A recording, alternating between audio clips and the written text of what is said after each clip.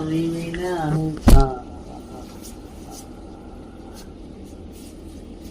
అహం పొడసోపుని స్థితిగా ఉండొచ్చు అని తెలుస్తుంది ఇక్కడ.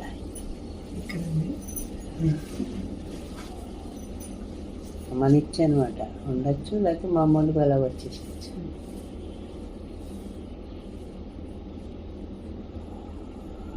అది తన మహిమ కదా.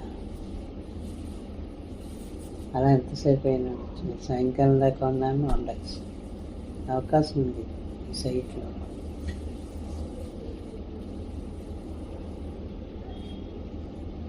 అహం పొడసోపు దగ్గర మళ్ళా రావచ్చు, వస్తే మళ్ళీ మామూలుగా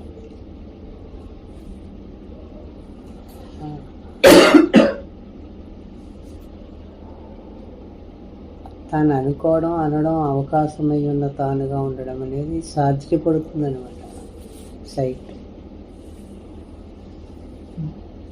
అనుకోకుండా అనకుండా ఉంటే అదే కదా తానని చెప్తున్నా.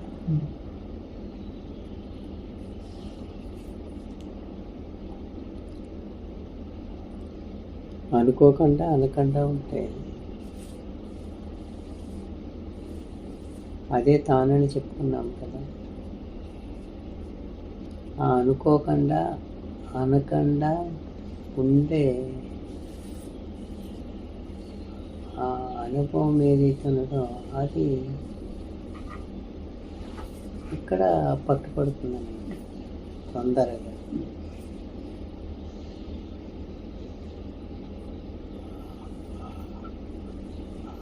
ప్రభావం ఉంటుంది, దాని ప్రభావం ఉంటుందన్నమాట. అగ్ని దగ్గరికి వెళ్తే వేడిగా ఉంటుంది కదా, దాని ప్రభావం చూపిస్తుంది కదా. అట్లా అరుణాచలం అనేది తాను నామరూపములు ధరించి మామూలుగా ఇలాగే వ్యక్తిగా ఉండి అనుకోకుండా అనకుండా ఉన్నవారుగా కూడా ఉన్నారు కదా ఇక్కడ. అప్పుడు ఇప్పుడు ఎప్పుడు ఉంటారు మనకు తెలియదు.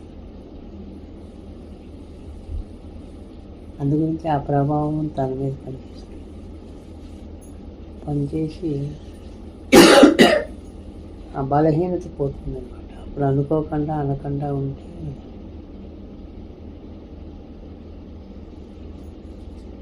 అనుభవం ఉంటుంది. అప్పుడు అనుకోకుండా అనకుండా ఉంటే దాన్ని అంటిపెట్టుకున్నట్టే లెక్క. అసలు తత్వాన్ని అనుకోకుండా అనకుండా ఉండే లక్షణము కూడా ప్రకృతిదే. కానీ అంటేనే అనుకుంటేనే ప్రపంచం అవుతుంది. అనుకోకుండా అనకుండా ఉంటే ఉంటుంది, తింటే ఊరికే ఉంటుంది, యూనివర్సల్గా ఉంటుందన్నమాట. అలా ఉన్నప్పుడు తననే తన మూలం ఏదైతే ఉన్నదో ఆ అనుభవం ఉంటుంది. ఈ అనుభవం ఉండదు. ప్రపంచ అనుభవము ఉంటుంది కానీ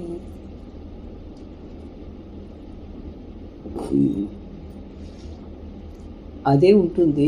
ఇది తత్కాలంలో ఏదో ఉంటుంది అంతే. దీని ఎఫెక్ట్ పనిచేయదు. దాని ముందర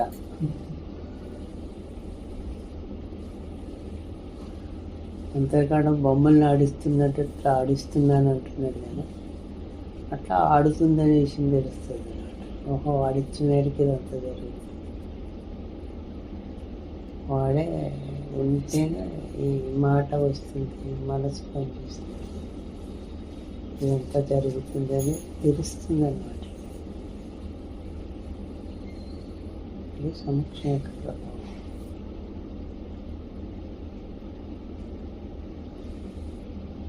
అది దాన్ని ఎవరు ఎదుర్కొంటారా?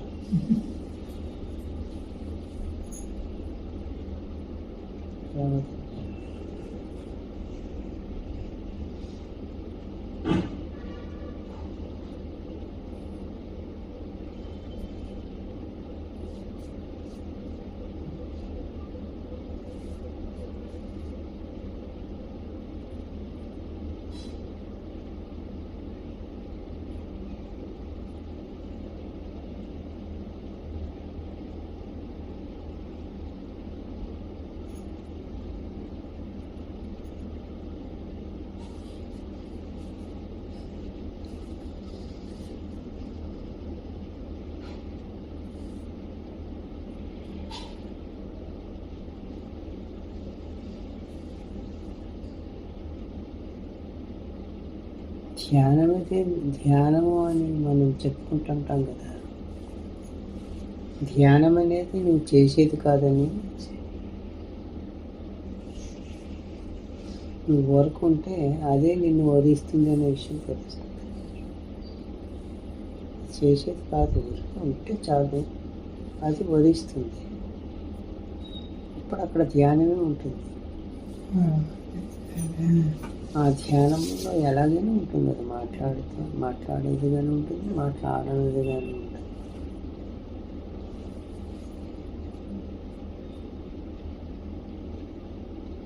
ఆ ధ్యానానికి భగ్నం ఉండదు. సదా ధ్యానం అన్నమాట.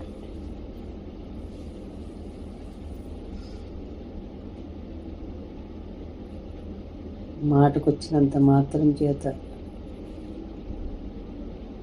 భగ్నమయ్యేదిగా ఉండదు. మాట కూడా ఉంటుంది, ఇప్పుడు మాట్లాడడం లేదా, భగ్నం ఏమీ ఉండదు, ధ్యానముగానే ఉంటుంది.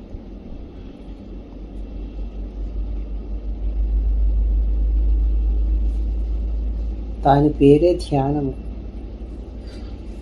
తాను చేసేది కాదు.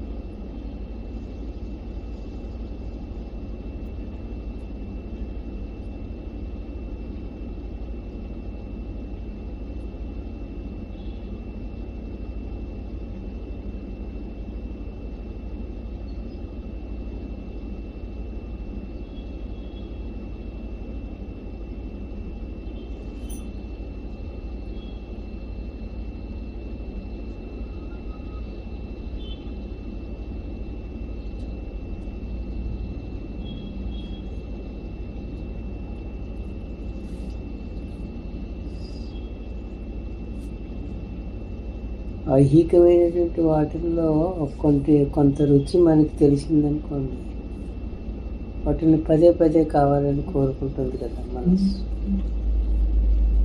మరి అట్లాంటప్పుడు దాని రుచి తెలిస్తే అందు గురించి అది ఆశ్రముఖం అవడానికి అంగీకరించుతాను. ఎక్కడ కూడా మనస్సు ఉంటుంది, విషయముల వైపుకు రావడానికి అంగీకారంగా ఉండదు, శుద్ధంగా ఉంటుంది. అప్పుడు అది బ్రహ్మమే అయ్యేది.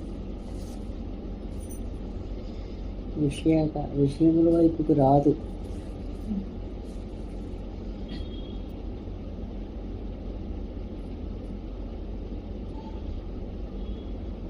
విషయముల వైపుకు రాని మనస్సు శుద్ధ మనస్సు అంటారు. శుద్ధ మనస్సు బ్రహ్మ.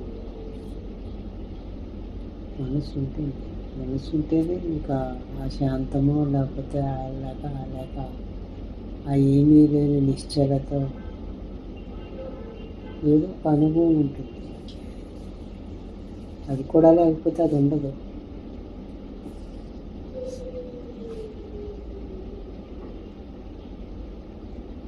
కాబట్టి శుద్ధమైన మనస్సుగా ఉంటుంది. అంటే విషయములతో సంపర్కము లేనిదిగా ఉంటుంది. విషయములతో సంపర్కము లేని మనస్సు బ్రహ్మము.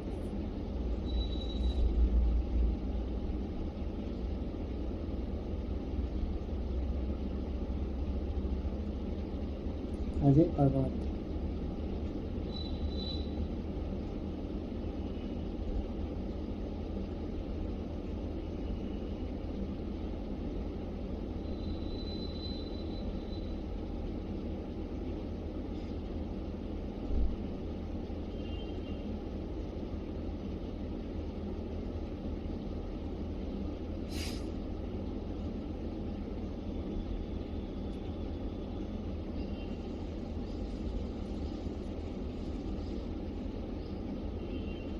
అప్పుడు కూడా విషయంలో ఉన్నప్పటికీ వ్యవహారాలు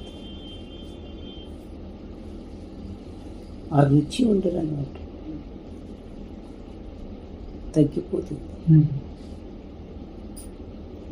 ఆత్మసుఖము అనుభవించిన మనస్సుకి విషయ సుఖము అల్పంగా ఉంటుంది ఉండదా?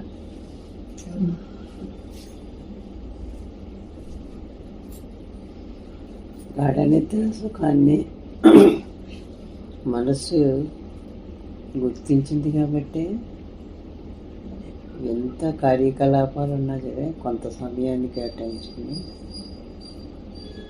మరలా గాఢ నిద్రలో పోవడానికి ప్రయత్నిస్తుంది.